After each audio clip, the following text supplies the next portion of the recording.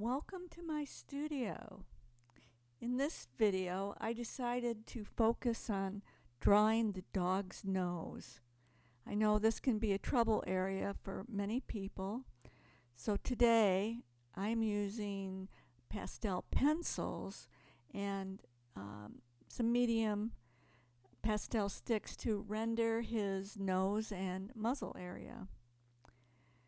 The paper I'm using is a 600 grit sanded New Art paper that accepts many layers of colors and blends very well.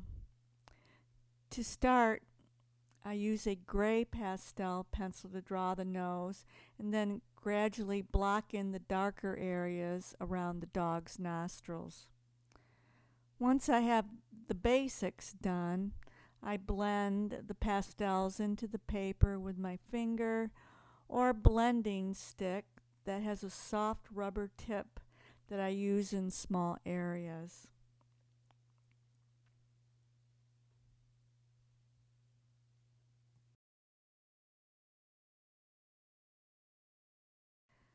The brand of the pastel pencils I'm using are Faber-Castell Pitt and Stabilo Carb Othello pastel pencils.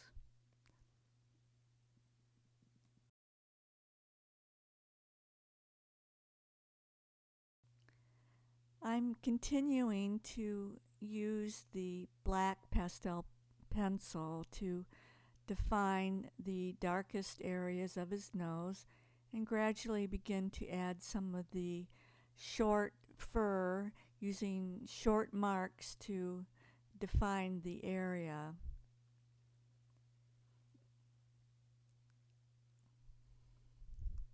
The short fur around his snout will help to define his nose more, and slowly I'll add more details and short hair marks around the muzzle area. I usually start with the darker values and slowly add some of the grays, lighter grays, and then eventually some of the brighter light colors to give his nose some depth and dimension.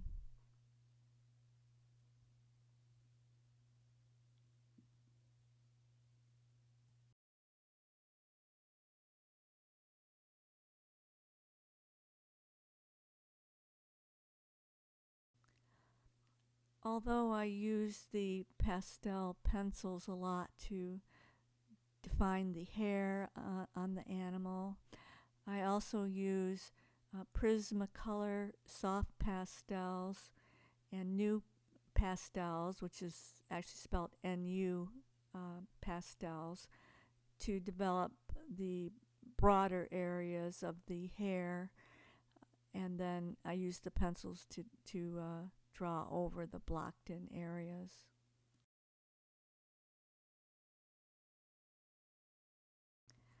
I am making small circles to define the texture in the dog's nose.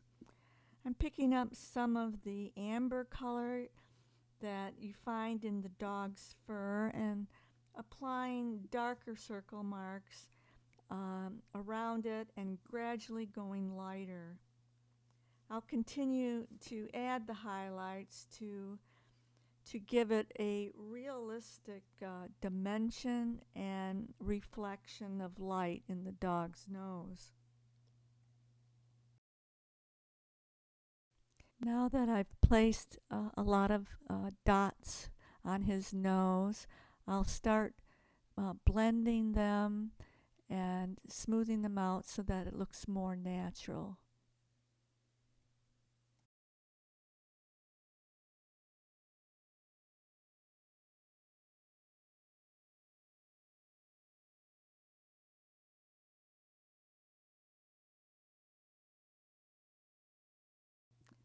I will start adding some of the fur color to his muzzle and gradually begin filling in the muzzle with the short marks to bring out the fur in his snout.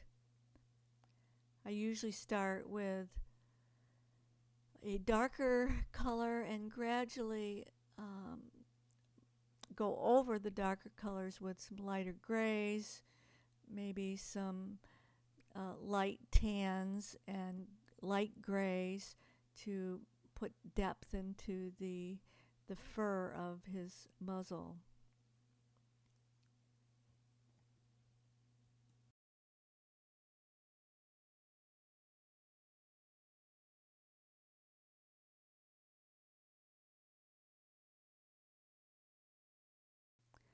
I continue to come back to his nose and add more black to his features, and it brings out more contrast in the picture and seems to make the nose appear more pronounced. This is a golden retriever, so I'm adding some of that golden color value to his fur and gradually blending it and adding more hair as I go, developing my layers, and then I'm progressing to his mouth and muzzle area to bring out the colors of his fur.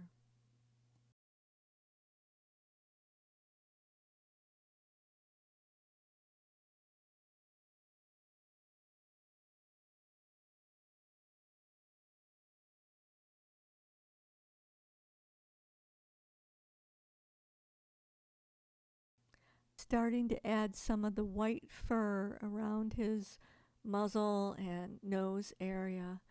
I always save the whitest whites for the last step of shading the dog's fur. I'm adding some of the grays in his fur and some of the amber colors, and we'll gradually blend that and add more lighter values on top of that.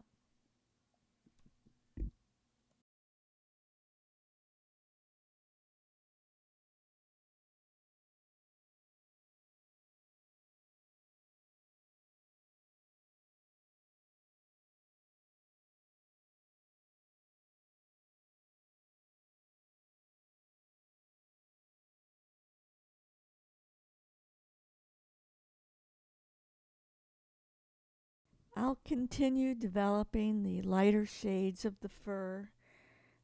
This golden retriever has a lot of white hair around his face, and we want to add those highlights last.